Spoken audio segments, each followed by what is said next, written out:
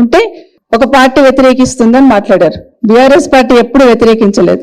విద్యకు ప్రాధాన్యత ఇచ్చాం కాబట్టి చాలా మార్పు తీసుకొచ్చున్నాం. గత 10 సంవత్సరాలలో దేశం లెక్కలేని విధంగా గురుకులాలు ఏర్పాటు చేస్తున్నాం.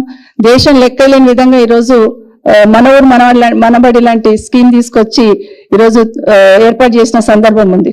కానీ మీరు ఏదైతే 80 కోట్ల నుండి 125 కోట్లు, 125 కోట్ల నుండి 200 కోట్లకు పై ఉన్నారో ఏమి తేడా ఉంది అనేది అడుగుతున్నాం. మొదట్లో మీరు మొదలు పెట్టినప్పుడు స్కూల్ బిల్డింగ్ ఫౌండేషన్ వేసినప్పుడు ఏమనుకున్నారు? రెండోసారి ముఖ్యమంత్రి గారు వేసినప్పుడు ఏమనుకున్నారు? మరి ఇప్పుడు ఎందుకు 200 కోట్లకు పెరిగింది అనేది ఒక క్లారిటీ రావాలా? ఎందుకంటే బయట వింటూ ఉన్నాం, ఎక్కడో పక్క రాష్ట్రం నుండి ఒక ఏజెన్సీని తీసుకొచ్చినారు, అక్కడున్న ఆర్కిటెక్ట్ని తీసుకొచ్చి ఏదో ఇస్తున్నారు అనేది ఒకటి వింటూ ఉన్నాం. మరి అట్లా స్కూల్స్ ని డిజైన్ చేసే ఆర్కిటెక్ట్స్ మన దగ్గర లేరా? బయట నుండే రావాలా? మరి దీని వెనకాల ఏదో మతలబు ఉందని డెఫినెట్ గా అనుమానిస్తామో, ప్రశ్నిస్తాం కూడా. కాబట్టి దానికి ఒక క్లారిటీ ఇవ్వండి.